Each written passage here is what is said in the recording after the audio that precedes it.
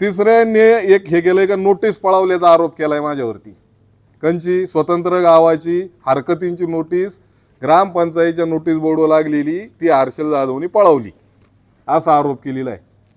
Notice board ज्या ठिकाणी आहे तिथे तुम्ही जाऊन बघा, तो असा आड बाजूला आहे.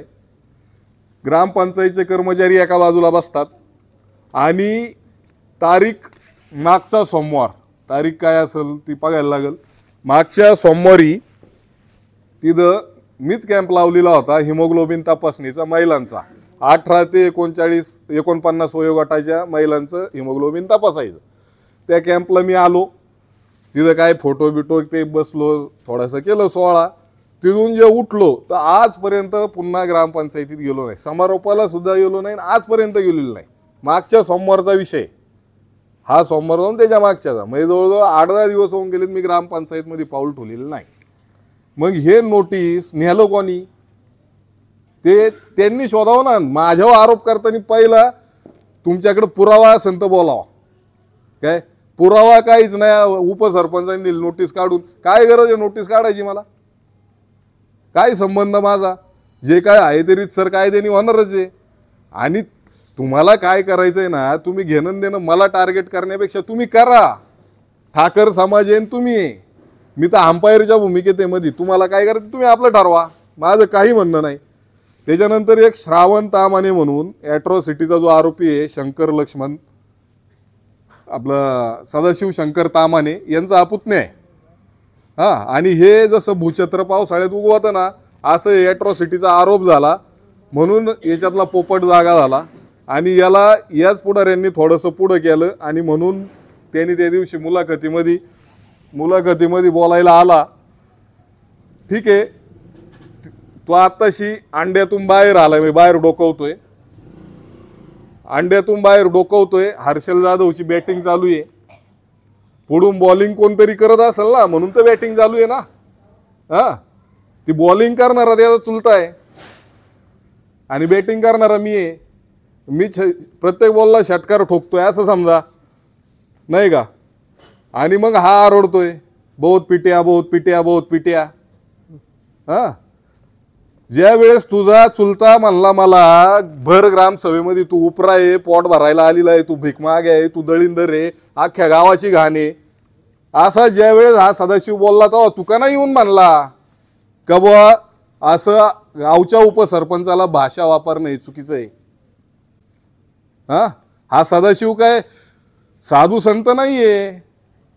हा, अहो हे कॅरेक्टरच फेल आहे. तुम्ही गावामध्ये कोणालाही जाऊन विचारा, इथल्या कर्मचाऱ्यांना विचारा, तर कर्मचारी बिचारे नाही बोलणार. हे पोटा पाण्याचा विषय, गावात कोणालाही विचारा, कोणालाही दुःख झालेलं नाही या माणसावरती ॲट्रॉसिटी दाखल झालेलं. हे फक्त मोजक्या लोकांना दुःख झालेलं आहे. काय हे माझ्यावरती हे शब्द वापरलेले आहेत, या त्यांना मी मामा म्हणतोय. सगळ्यात महत्वाचं माझे प्रिय मामा, आलं का ध्यानात. आणि ज्या वेळेस हे म्हणले अख्ख्या गावाची घाण ग्रामसभेमध्ये, माझे आजोबा आले, ते पण ट्रस्टी आहे तिथं, माझे आजोबा आले, त्याच्या घरी गेले, काय भाषा वापरली आज आता यांच्या एवढ्या पुढं बोलायचे चुकीचं वाटतं ते, पण जाऊ द्या. जे काय ती समज त्यावेळेसच दिलेली आहे, त्यावेळेस माझा राग संपलेला आहे हे समजून घ्या. नाही तर तुम्ही म्हणाल तो राग आत्ता काढताय काय, असा काय राग बिग नाही हा. ते माझ्या आजोबांनी त्यांनी तो व्यवस्थित काढलेला आहे त्यांचा. आणि मग हा श्रावण पोपट झाला, विरोधात बोललं का ॲट्रॉसिटी दाखल, विरोधात बोललं का ॲट्रॉसिटी दाखल. किती ॲट्रॉसिटी दाखल झाल्या तो आजपर्यंत गावामध्ये, फक्त मोजून 2च झाल्यात. त्या पण बेशुद्ध पडेपर्यंत पोरं हाणलेली आहेत. त्याचं प्रकरण आता खेडला चालू आहे. दुसरं प्रकरण हे आहे, समोरासमोरचे विषय ते. हा, जर विरोधात बोललं की ॲट्रॉसिटी होती, असं जर तुझं म्हणणं असेल तर मग किती ॲट्रॉसिटी, 50 ॲट्रॉसिटी असायला पाहिजे होत्या गावामध्ये. अहो ठाकर समाज सोशिक आहे, प्रेमाने बोलणार आहे, प्रेमाने गळ्यात हात घाला त्यांच्या, कधी तुम्हाला दगा होणार नाही, केसानी गळा कापला जाणार नाही. आणि तुम्ही म्हणता विरोधात बोललं की ॲट्रॉसिटी. आता ह्या कार्यकर्त्यांनी काय केलं, मिटिंगी लावल्या गावात ह्याच विषयांना बरं का, हे जे चाललेत ना ॲट्रॉसिटी, स्वतंत्र गाव, हे ते. मिटिंग लावली पहिली आमंत्रणला मिटिंग लावली. मला कळलं, मी मिटिंगला गेलो, जाऊन त्यांच्यामध्ये 5 मिनटं, जवळ 150 लोकांचं त्यांचं पब्लिक होतं तिथं, 5 मिनटं तिथं उभा राहिलो. मला काही कोणी बोललं नाही, काय विषय नाही, काय नाही. मी सगळ्यांक पाहिलं, ते म्हणले नाही बसा का काय विषय, बिनबुलाई होता विषय. बरं मीटिंग लावायची गावची तर कमीत कमी तंटामुक्ती अध्यक्ष, सरपंच, उपसरपंच एखादा तरी बोलवा ना, तर ती गावची मीटिंग म्हणावा. मीटिंग लावली यांनी, लावू द्या, काय हरकत नाही. मी तिथून निघून आलो. निघून आल्यानंतर मागूनच्या वार्ता काय काय का मारून टाकायचा, कापून टाकायचा. आला होता आयता सापडला होता. माझ्याबरोबर मारुती मामा आता उपोषणाला बसले ते होते, ते बाहेरच उभे राहिले होते, मीच आत गेलो होतो. आयता सापडला होता, मारून टाकायचा, कापून टाकायचा आणि अधिक महिलांमध्ये टाकायचा, लुटून द्यायचा. महिलांनी विनयभंगाचा गुन्हा दाखल करायचा, बलात्काराचा गुन्हा दाखल करायचा वगैरे वगैरे. अशी भाषा यांची मीटिंगची. ही जी आहेत ना, ही जी त्या दिवशी बोलली तिथं, मुलाखती घेतल्या ना तुम्ही, एवढे होते ना तिथं, त्यांच्या मिटिंगा होत्या त्या. ती मिटिंग इन कॅमेरा नाही झालेली, पण तिथं आमचे कार्यकर्ते होते. कार्यकर्ते समोर आणून ते सांगू शकतात का यांनी काय काय भाषा वापरली, हे समजून घ्या. आणि मग दुसरी मिटिंग झाली, गाव बैठक, ती मारुतीच्या मंदिरामध्ये झाली. आता हा श्रावण मला म्हणला मुलाखतीमध्ये तुमच्या, समजा मला म्हणला का तुम्ही त्या मिटिंगला या.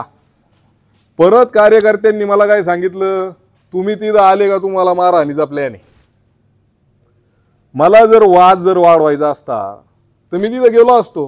किंवा एवढी बसलीत मंडळी एका शब्दावरती. त्या दिवशी 2,500 पब्लिक, नाशिक पासून आलो होतो मोर्चाला.